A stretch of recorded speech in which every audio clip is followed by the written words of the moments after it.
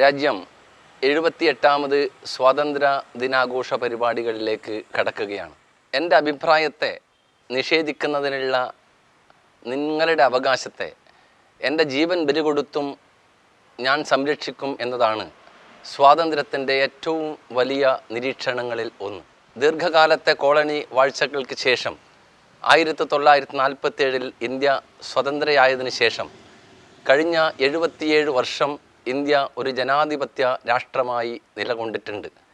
തീർച്ചയായിട്ടും പുതിയ തലമുറയിലേക്ക് ഇന്ത്യൻ ദേശീയ പ്രസ്ഥാനത്തിൻ്റെ ചരിത്രത്തെ ഓർമ്മപ്പെടുത്തുക എന്നുള്ള ദൗത്യം ഏറ്റെടുക്കേണ്ട ഈ സന്ദർഭത്തിൽ സ്വാതന്ത്ര്യത്തിൻ്റെ പ്രസക്തിയെക്കുറിച്ച് പുതിയ തലമുറയിലേക്ക് പകർന്നു കൊടുക്കേണ്ട ഒരു സന്ദർഭം എന്നുള്ള നിലക്ക് ഈ സ്വാതന്ത്ര്യ ദിനാഘോഷത്തിൽ നമ്മളോടൊപ്പമുള്ളത് പ്രമുഖ സ്വാതന്ത്ര്യ സമരസേനാനിയും അതുപോലെ തന്നെ പ്രമുഖ ഗാന്ധിയനുമായിട്ടുള്ള ശ്രീ VP അപ്പുക്കുട്ട പൊതുവാളാണ്. അദ്ദേഹത്തിൻ്റെ ഓർമ്മകളിലേക്ക് നമുക്ക് കടക്കാം. അപ്പോൾ നമ്മുടെ ഇന്ത്യക്ക് സ്വാതന്ത്ര്യം നേടി 77 വർഷം പിന്നിടുകയാണ്. 78ാമത് സ്വാതന്ത്ര്യ ദിനാഘോഷം നാളെ നടക്കുന്ന സന്ദർഭത്തിൽ നമ്മുടെ ദേശീയ പ്രസ്ഥാനത്തെക്കുറിച്ച്, ഇന്ത്യൻ സ്വാതന്ത്ര്യ സമര ചരിത്രത്തെക്കുറിച്ച് ഏറ്റവും അനുഭവ സമ്പത്തുള്ള ഒരു മനുഷ്യൻ എന്നുള്ള നിലക്ക് അപ്പുകുട്ടേട്ടന് എന്താണ് പറയാനുള്ളത്?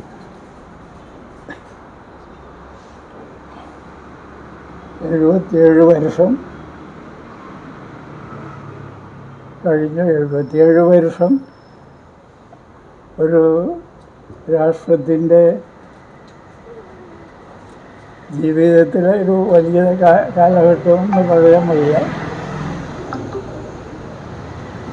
എങ്കിലും അതിപ്രധാനമായ പല സംഭവ വികാസങ്ങളും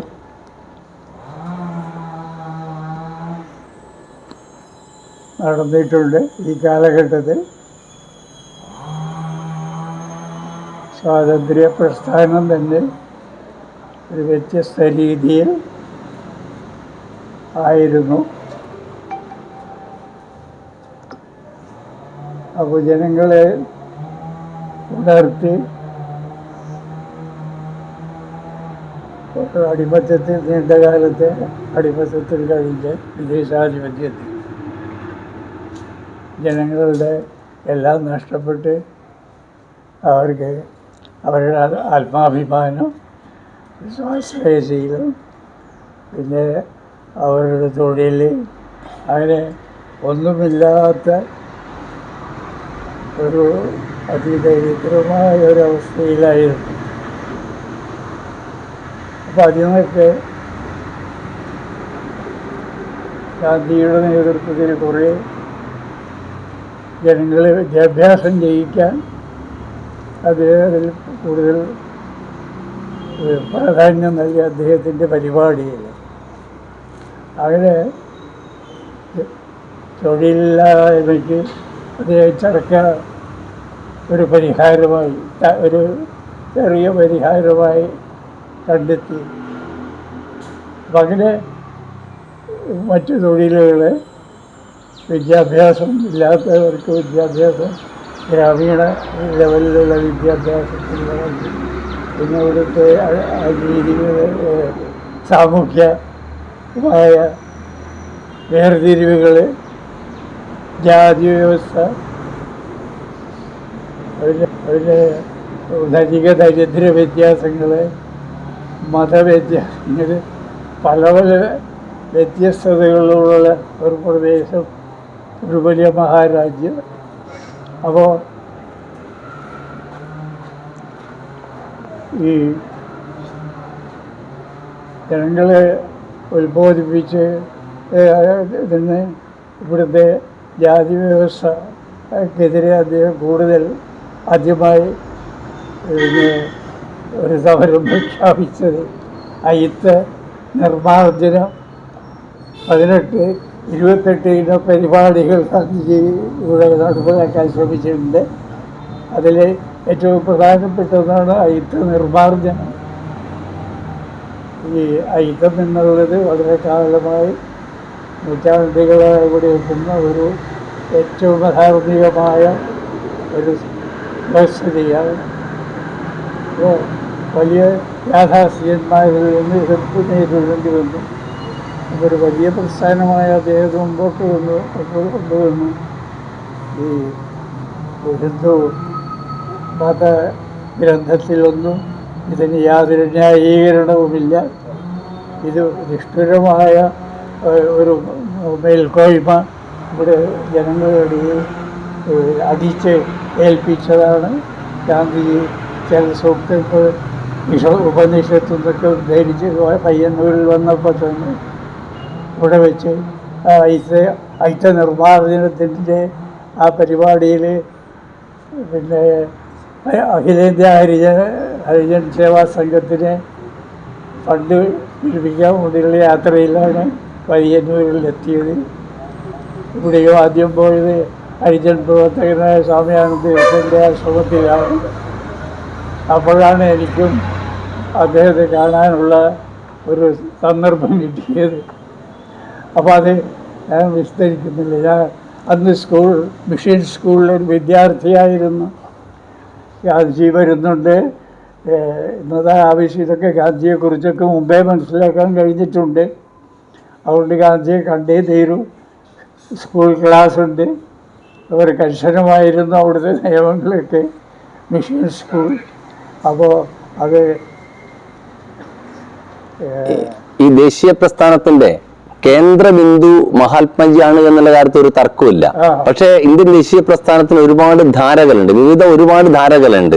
ആ ധാരകളുടെ ഒരു അനുഭവം അബുഡാട്ടിന്റെ ഒരു മനസ്സിലൂടെ ഒന്ന് കടന്നു പറഞ്ഞത് ഈ ഏറ്റവും പിന്നെ അധാർമികമായ ഹിന്ദു മതത്തിലെ ഒരാചാരമാണ് ഈ അയിത്തം. അതിനെതിരെ ആഞ്ഞടിക്കുകയാണ് ഗാന്ധിയുടെ. അതെ, ദീർഘമായ ഒരു പാരമ്പര്യ അയിത്തത്തിനുണ്ട്. 1915 വരെ അയിത്തം ഒരു ആചാരമായിരുന്നു അല്ലെ? പക്ഷെ 1948 ആകുമ്പോഴേക്കും അയിത്തം ഒരു ദുരാചാരമായിട്ട് മാറ്റുന്നതിന് വേണ്ടി ഗാന്ധിക്ക് കഴിഞ്ഞിട്ടുണ്ട്. അത് ഗാന്ധിജിയുടെ വലിയ ഒരു സംഭാവനയാണ്. അത് അതിനപ്പുറം വിവിധ ധാരകൾ ഉണ്ടാവില്ലേ നമ്മുടെ ദേശീയ പ്രസ്ഥാനത്തിന് തന്നെ? പിന്നെ ഈ അയിത്തം ചോദ്യം മധ്യവർജനം, പിന്നെ സമുദായ മൈത്രി, ഇതിങ്ങനെ ഒരുപാട് കാര്യങ്ങളുണ്ട്. അതിൽ പിന്നെ ഞാൻ നേരിട്ട് സംബന്ധിച്ചൊരു കാര്യമാണ് ഐക്യത്തിന് എടുത്തു പറഞ്ഞു. മദ്യവർജനം പിന്നെ ആയിട്ടും കുറച്ച് ബന്ധപ്പെടാൻ കഴിഞ്ഞിട്ടുണ്ട്. പിന്നെ ഖാദി തൊഴിൽ ഇല്ലായ്മ രൂക്ഷമായിരുന്നു. ചുറ്റുപാട് നമ്മുടെ പയ്യന്നൂർ ഗ്രാമത്തിലൊക്കെ സ്ത്രീകൾക്ക് ഉടുവസ്ത്രമില്ല, പുറത്തിറങ്ങാൻ വയ്യാത്തൊരവസ്ഥ. ഇത് ഗാന്ധിജി ചമ്പാരനിൽ പോയപ്പോൾ 1917 അവിടെയും നേരിട്ട് കണ്ട ഒരു അനുഭവമാണ്. 3 സ്ത്രീകൾക്ക് കൂടി ഒരു സാരിയാണ് അവിടെ. അത് ഗാന്ധിജിയെ കണ്ടപ്പോൾ ഇവരൊക്കെ സ്ത്രീകൾ ഇപ്പോൾ അകത്തേക്ക് പോയി അവരെന്തോ കയറിപ്പൊറിഞ്ഞ വസ്ത്രമൊക്കെ ധരിച്ച് അകത്തേക്ക് പോയി വായിലുണ്ട്. അപ്പോൾ ഗാന്ധിജി അത് ഉള്ളിൽ കൊണ്ടു. എന്താണെന്ന് മനസ്സിലാക്കാൻ കസ്തൂർബ ഗാന്ധിയെ പിന്നീട് അയച്ചു നോക്കി സംസാരിക്കും. 3 സ്ത്രീകൾ കൂടി ഒരൊറ്റ വസ്ത്രമാണ് പുറത്തിറങ്ങുന്നത്. ഏതാണ്ട് അതിൻ്റെ സമാനമായ നിലയിൽ പയ്യന്നൂരിലും എനിക്ക് അനുഭവം ഉണ്ടായി. ക്ഷേത്രത്തിൽ പോകണം, അത്രയുള്ള മറ്റ് സ്ത്രീകൾ പുറത്തൊന്നും നടക്കാൻ പോകും. സ്ത്രീകൾക്ക് കർശനമായ വിലക്കാണ്. പലത്തിനും വളരെ സ്ത്രീവിരുദ്ധമായ ഒരുപാട് അനാചാരങ്ങൾ ഈ പൊതുവായ സമുദായത്തിൻ്റെ ഉണ്ട്. അതെല്ലാം കണ്ട് മനസ്സിലാക്കി അതിനെതിരെ ഓരോ പടിപടിയായി ഓരോ സമരം നടക്കുന്നത് നേരിട്ട് കുട്ടിക്കാലം മുതലൊക്കെ എനിക്ക് അതെൻ്റെ വീട്ടിൽ തന്നെയാണ് പലരും ആരംഭിച്ചത്. അപ്പം അങ്ങനെ ഈ നൂൽപ്പ് പിന്നെ രാഘവജി എന്ന് പറയുന്ന ആള് സമപതിയാശ്രമത്തിൻ്റെ പിന്നെ ഗാന്ധിയുടെ നിർദ്ദേശമനുസരിച്ച് പയ്യന്നൂരിൽ വന്ന് ആദ്യം പരിഷ്കരിച്ച ചർക്ക കൊണ്ടുവന്നപ്പോൾ ആദ്യം അത് എൻ്റെ വീട്ടിലാണ് അത് ആരംഭിച്ചത്. ഇത് എന്താണ് സ്ത്രീകൾക്ക് പണ്ടൊന്ന് സ്ത്രീകൾക്ക് ഉയർന്ന ജാതിക്കാർക്ക് പറ്റിത്തിരിക്കാൻ പാടും, ഇത് നെയ്ത്തുകാരുടെ ജോലിയാണ്. വലിയ എതിർപ്പുണ്ട്. ആദ്യം എൻ്റെ വീട്ടിൽ തന്നെയാണ്. അപ്പോൾ മുതിർന്ന ആളുകളൊക്കെ പഠിച്ചപ്പോൾ ഞാനും കുട്ടിയായിരുന്നപ്പോൾ ഞാൻ 3ാം ക്ലാസ്സിൽ പോയിട്ടാണ്. ഞാനും നിർബന്ധിച്ച് അത് അതിൻ്റെ ഇടയിൽ കിടന്ന് ഭയങ്കര ആഘോഷിച്ച് എനിക്ക് കാര്യങ്ങളൊക്കെ പറഞ്ഞ് മനസ്സിലായി. അങ്ങനെ ഞാനത് മനസ്സിലാക്കി. അപ്പോൾ അതുമുതൽ എനിക്ക് അതിനോടും ഒരു വലിയ അവധിയുണ്ടായി. പിന്നെ അതിൽ പ്രവർത്തിച്ചു. അതിൻ്റെ അനുഭവങ്ങൾ ഇന്ത്യ മുഴുവൻ നടന്ന് കാണാനും ഒക്കെ ഉള്ളൊരു സന്ദർഭം എനിക്കുണ്ടായി. അപ്പോൾ അത് ആ ജീവിതത്തിലെ വലിയൊരു അനുഭവമായിട്ട് എനിക്ക് തോന്നി. ഈ ഖാദി ജനങ്ങളെ ഏകീകരിക്കാനും പിന്നെ ജനങ്ങളുടെ ആത്മവിശ്വാസം ഉണ്ടാക്കാനും എല്ലാ മേഖലയും ഖാദി തുടങ്ങി എല്ലാ മേഖലയിലുള്ള ആളുകളെയും ഇന്ത്യൻ ദേശീയ പ്രസ്ഥാനത്തിന്റെ മുഖ്യധാരയിലേക്ക് കൊണ്ടുവരുന്നതിന് വേണ്ടി സാധിച്ചിട്ടുണ്ട്. ഇത് ഇന്ത്യൻ ദേശീയ പ്രസ്ഥാനത്തിൽ ഗാന്ധിയുടെ ഏറ്റവും വലിയ സംഭാവനകളിൽ ഒന്നാണ് അല്ലെ. 1947 നമുക്ക് സ്വാതന്ത്ര്യം ലഭിച്ചു. അബൂട്ടാട്ടിന് ഇത് എവിടുന്ന് ആദ്യം അറിഞ്ഞൊരു അനുഭവം പറയാൻ വേണ്ടി പറ്റുമോ? അതായത് സ്വാതന്ത്ര്യം ലഭിച്ചു എന്നുള്ള ഒരു അനുഭവം ആദ്യം അറിയുമ്പോൾ അബൂട്ടാട്ടിന്റെ മനസ്സിൽ തോന്നിയൊരു അനുഭവം എന്ന് പറയാൻ വേണ്ടി എവിടുന്ന് അറിഞ്ഞത്? സ്വാതന്ത്ര്യം പിന്നെ സ്വാതന്ത്ര്യം അനുവദിക്കാൻ പോകുന്നു ബ്രിട്ടീഷ് പാർലമെൻറ്റിൽ പ്രമേയം പാസാക്കിയപ്പോഴത്തേന് ഞാൻ പാലക്കാടായിരുന്നു. പാലക്കാടായിരുന്നു. അപ്പോൾ പിന്നെ ഇത് സ്വാതന്ത്ര്യം ഇടക്കാല ഗവൺമെൻറ് രൂപീകരിച്ചതോടുകൂടിയായി നെഹ്റുവിൻ്റെ അധ്യക്ഷതയിൽ. അപ്പോൾ നെഹ്റുവിൻ്റെ പ്രസംഗം അന്നത്തെ അത് ഞാൻ കേട്ടത് പൊള്ളാച്ചി പാർക്കിൽ വെച്ചാണ്. ആദ്യത്തെ നെഹ്റുവിന്റെ പാർലമെന്റ് പ്രസംഗം കേൾക്കുന്നത് പൊള്ളാച്ചി പാർക്കിൽ. ഈ രാഘവജിയുടെ കൂടെ ഉണ്ടായിരുന്ന ഈ ഖാദീൻ്റെ കേരളത്തിലെ ആദ്യ അധ്യാപകനായ രാഘവജിയുടെ കൂടെ ഞാൻ പഴനിയിൽ പോകാൻ വേണ്ടി തിരിച്ചു വരുമ്പോൾ പൊള്ളാച്ചിയിൽ ഒരു ദിവസം താമസിച്ചു. ഞങ്ങൾ ഒന്നിച്ചിരുന്നാണ് ഈ പ്രസംഗം കേട്ടത്. അത് നെഹ്റുവിന്റെ പ്രസംഗത്തിലുള്ള ഒരു ഗംഭീര പ്രസംഗമാണ് പണ്ഡിറ്റ്ജിയുടെ പണ്ഡിറ്റ് ജവഹർലാൽ നെഹ്റുവിന്റെ പ്രസംഗം നൽകുന്ന ഒരു പ്രസംഗമായിരുന്നു. ഇന്ത്യയുടെ ദീർഘമായ നമ്മുടെ സമരത്തെക്കുറിച്ചും നമ്മുടെ ജനങ്ങളുടെ ഐക്യത്തെക്കുറിച്ചും ഭാവിയിലെ പ്രശ്നങ്ങളെക്കുറിച്ചും എല്ലാം സൂചിപ്പിച്ചുകൊണ്ടുള്ള ഒരു പ്രസംഗമായിരുന്നു. വലിയ ആഹ്ലാദത്തോടുകൂടി അത് കേട്ടു. പിന്നെ പാലക്കാട് വന്ന് 47 വരെ ഞാൻ പാലക്കാട് തന്നെയായിരുന്നു. പാലക്കാട് തന്നെ 47 സ്വാതന്ത്ര്യ ദിനത്തിന് ഒരാഴ്ച മുമ്പേ എന്നെ പയ്യന്നൂരിലേക്ക് മാറ്റി. പയ്യന്നൂർ ഖാദി കേന്ദ്രം മദ്രാസ് ഗവൺമെൻറ്റിനെ ഏൽപ്പിച്ചു. ഗവൺമെൻറ് നേരിട്ട് ഏറ്റെടുത്ത് കൂടുതൽ വികസനം പരിപാടി നടത്താമെന്ന് പ്രകാശം മദ്രാസിലെ ചീഫ് മിനിസ്റ്റർ ടി പ്രകാശം ഗാന്ധിയായിട്ട് ആലോചിച്ചൊരു പരിപാടി തയ്യാറാക്കി. ചില പ്രധാന ഖാദി കേന്ദ്രങ്ങൾ ഗവൺമെൻറ് നേരിട്ടെടുത്ത് വികസിപ്പിച്ചു എന്നൊരു പരിപാടി. അങ്ങനെ പയ്യന്നൂർ അതിലൊന്ന്. മദ്രാസ് പയ്യന്നൂരിന് ഒരുപാട് പ്രത്യേകതയുണ്ട്. ദേശീയ പ്രസ്ഥാനത്തിൽ ഒരുപക്ഷെ ഏറ്റവും കൂടുതൽ സംഭാവന നൽകിയ ഒരു പ്രദേശം പയ്യന്നൂരാണ്. ഇപ്പൊ 1928 കോൺഗ്രസ് സമ്മേളനം അന്ന് വരെ ഉണ്ടായിട്ടുള്ള ദേശീയ പ്രസ്ഥാനത്തിന്റെ ഗതി തന്നെ മാറ്റിമറിച്ചൊരു സമ്മേളനമാണ്. അന്ന് വരെ വളരെ ചെറിയൊരു ആവശ്യം ദേശീയ പ്രസ്ഥാനത്തിന്റെ നേതാക്കന്മാർക്ക് ഉണ്ടായിട്ടുള്ളൂ. അപ്പോൾ പയ്യന്നൂരും ഒരു ദേശീയ പ്രസ്ഥാനവും തമ്മിൽ വലിയ ബന്ധമുണ്ട്. അതിനെ കുറിച്ചിട്ട് ഒന്ന്. ഈ കേന്ദ്ര ഗവൺമെൻറ് ഏറ്റെടുക്കുമ്പോൾ ഗവൺമെൻറ്റിന് സ്വന്തം പരിശീലനമുള്ള പ്രവർത്തകരില്ല. അപ്പോൾ സർക്കാർ സംഘത്തിൽ പരിശീലനം കിട്ടിയ പ്രവർത്തകരെ ഇവിടെ ഡെപ്യൂട്ടേഷനില്ല ഏറ്റെടുക്കുക. മറ്റ് പുതിയ പ്രവർത്തകർക്ക് ട്രെയിനിങ് കൊടുക്കുക എന്ന അങ്ങനെ അന്നത്തെ വ്യവസ്ഥ. അപ്പോൾ ഇതിനെയൊക്കെ നിയന്ത്രിക്കാൻ സർക്കാർ സെക്രട്ടറി അടങ്ങുന്ന ഒരു കമ്മിറ്റി ഉണ്ടായിരുന്നു. അപ്പോൾ ഗവൺമെൻറ് അത് നടത്തുന്നുണ്ടെങ്കിലും അതിനുള്ള ഒരു ഉപദേശക സമിതി എന്ന സർക്കാർ സെക്രട്ടറി കൺവീനറായിട്ടുള്ള ഒരു കമ്മിറ്റി അതൊക്കെ ഉണ്ടായിരുന്നു. അപ്പോൾ കുറേ പഴയ ഖാദി പ്രവർത്തകരെ എന്നെ ഞാനൊന്നും അറിയില്ല, ഞാൻ ആവശ്യപ്പെട്ടിട്ടില്ല, ഞാൻ അറിയാതെ മെമ്മോ അടിച്ചെനിക്ക് തന്നു. സ്വന്തം നാട്ടിൽ വലിയ സന്തോഷം. അങ്ങനെ പയ്യന്നൂരിലെ സ്വാതന്ത്ര്യ സമര ആഘോഷത്തിൽ പങ്കെടുക്കാൻ ഉള്ളൊരു അവസരം പയ്യന്നൂർ വെച്ചിട്ടാണ് സ്വാതന്ത്ര്യ ദിനാഘോഷത്തിൽ പങ്കെടുക്കുന്നത്.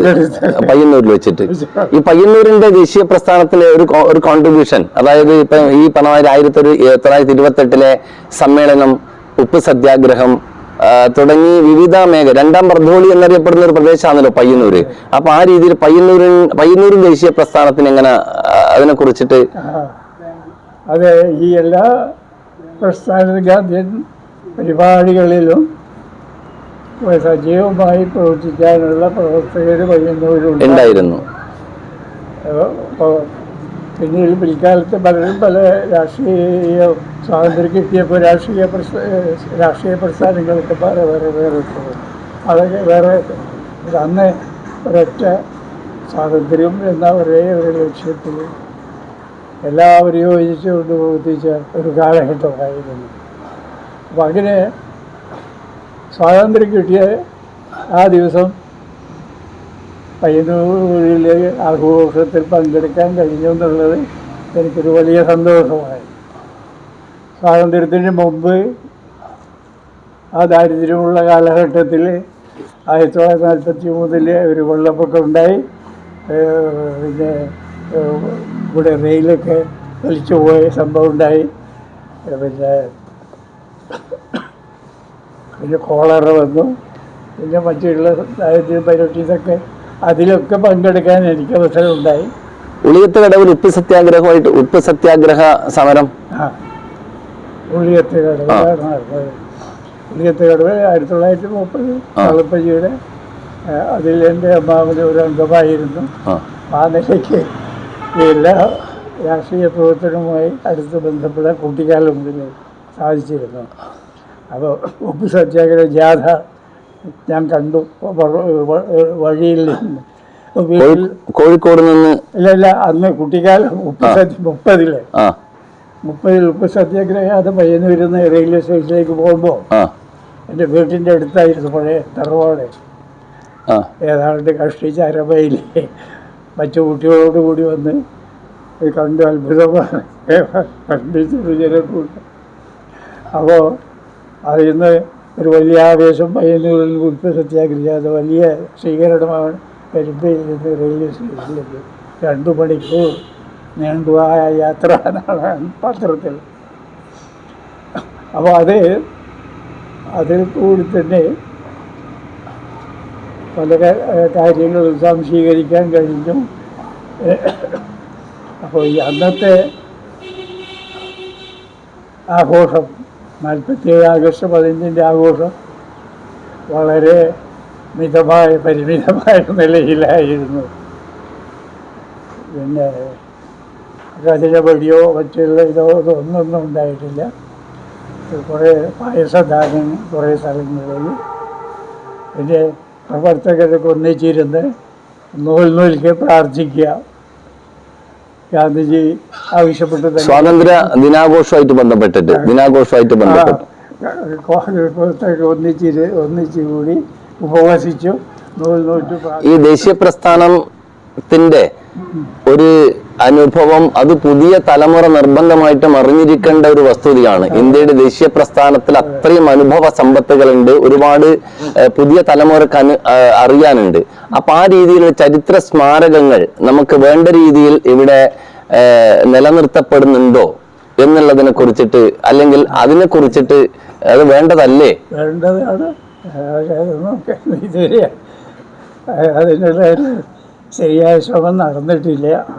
അത് ആവശ്യമാണ്, വളരെ ആവശ്യമാണ് എന്നുള്ള അഭിപ്രായമാണ്.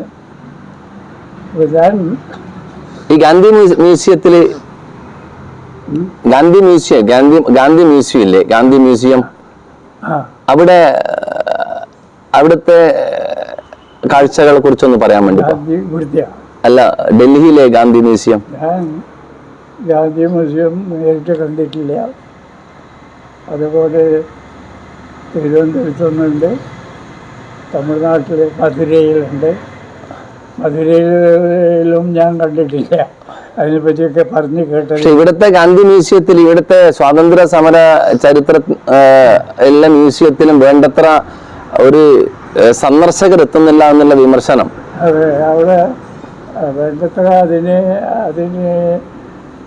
പിന്നെ വിജ്ഞാനപ്രദമായ പ്രദർശന വസ്തുക്കളും ഉണ്ടാക്കിയിട്ടില്ല. അതിനുള്ള ഏർപ്പാട് സ്ഥല സൗകര്യം വേണം. പിന്നെ ആളുകൾക്ക് വന്ന് തിരുവനന്തപുരം ഗാന്ധി സ്മാരകനിധിയിൽ ഒരു നല്ലൊരു മ്യൂസിയമുണ്ട്. അവിടെ ഞാൻ കുറച്ച് കാലം ഉണ്ടായിരുന്നത്. അപ്പോൾ തിരുവനന്തപുരം മ്യൂസിയം മാത്രമേ ഞാൻ ആക്ച്വലി കണ്ടിട്ടുള്ളൂ. ഡൽഹി മ്യൂസിയം, മധുരയൊക്കെ അതിൽ എത്രയോ വലിയാണ് മറ്റ്. പിന്നെ ബംഗളൂരിലും കുറച്ച് സമയം ഒരു തിരക്കിട്ട് ഇങ്ങനെ കുറച്ച് കണ്ടതേ ഉള്ളൂ. വിസ്തരിച്ചൊന്നും കാണാൻ അവസരം ഉണ്ടായിട്ടില്ല. ഒരു യാത്രക്കിടയിലാണ് ഇതെല്ലാം നടക്കുക. അപ്പോൾ ഈ ഏർപ്പാടും വളരെ സ്വാഗതാർഹമാണ്.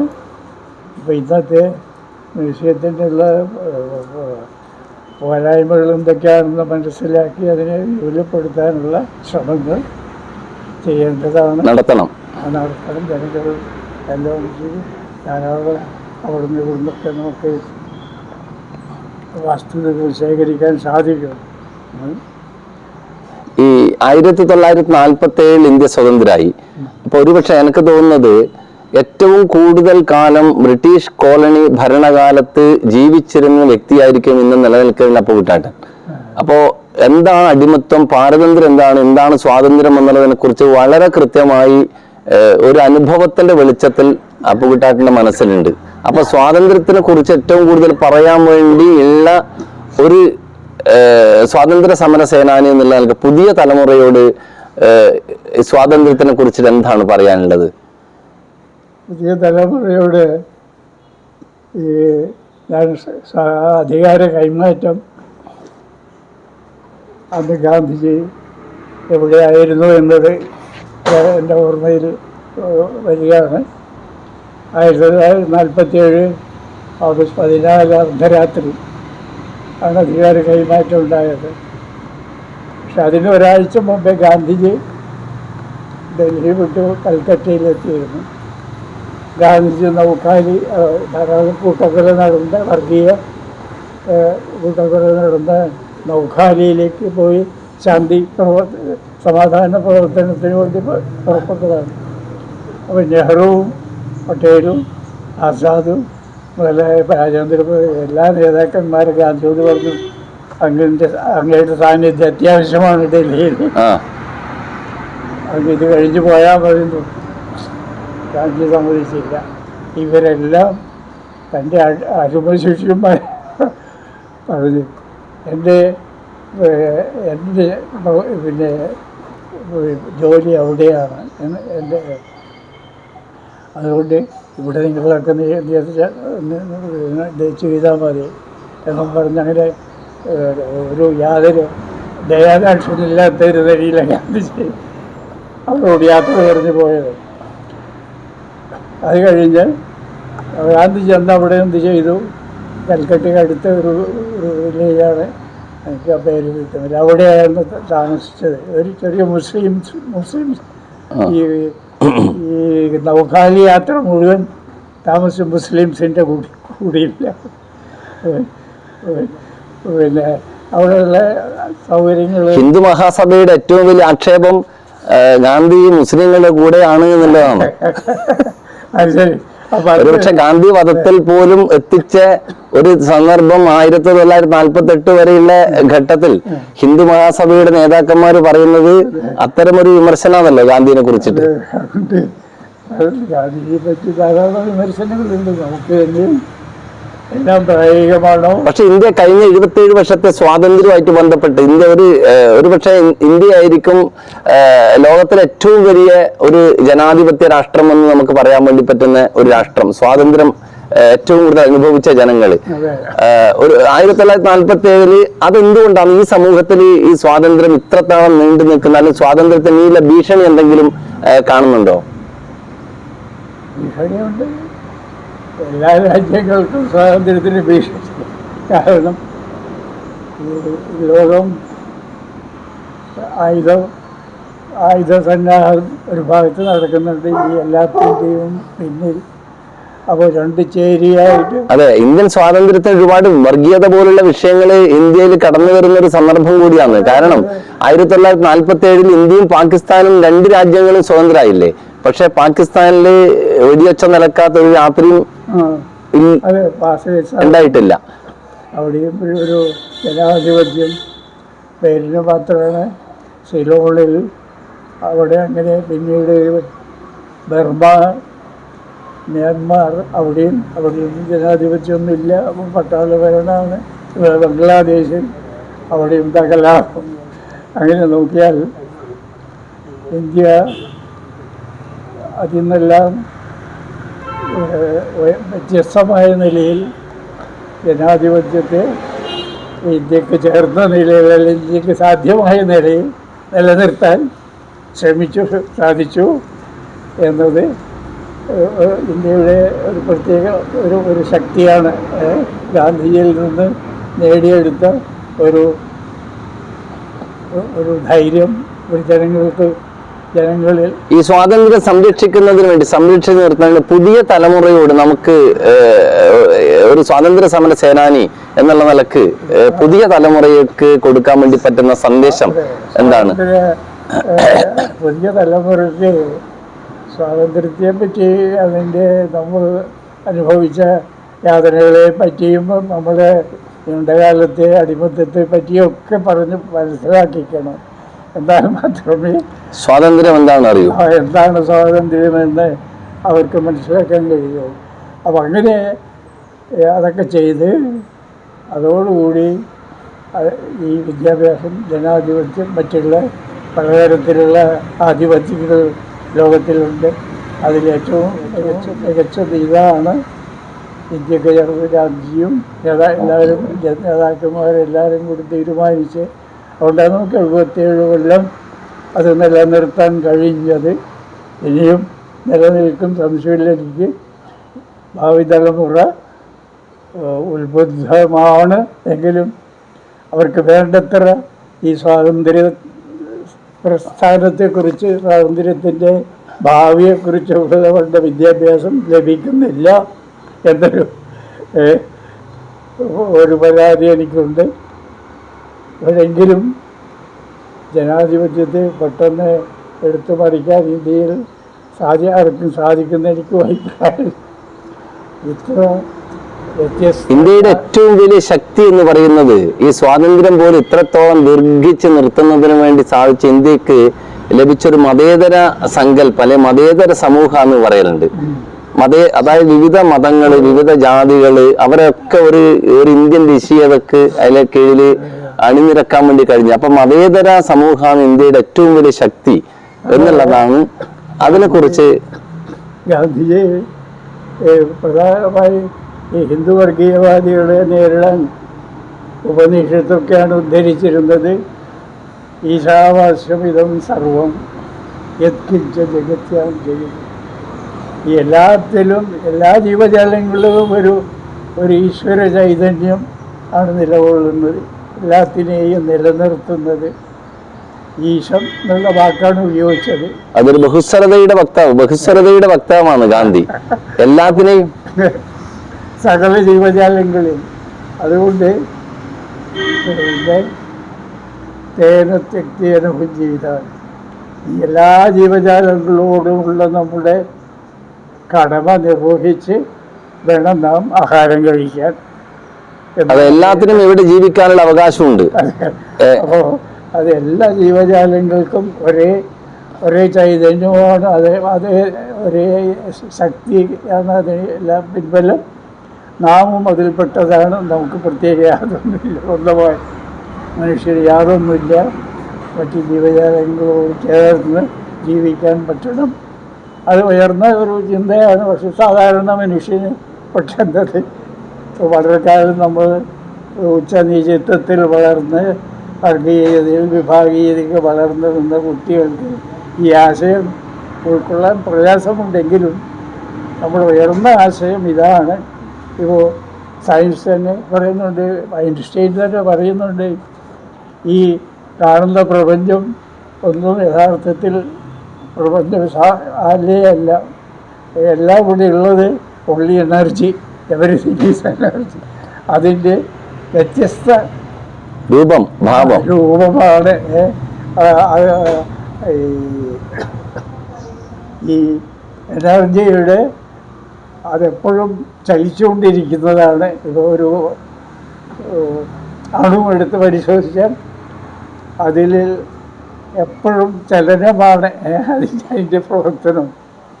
ചിലപ്പോൾ അത് തുള്ളുന്നതായിരിക്കും, ചിലപ്പോൾ അത് ഓടുന്നതായിരിക്കും, ചിലപ്പോൾ അത് നിശ്ചലമായി.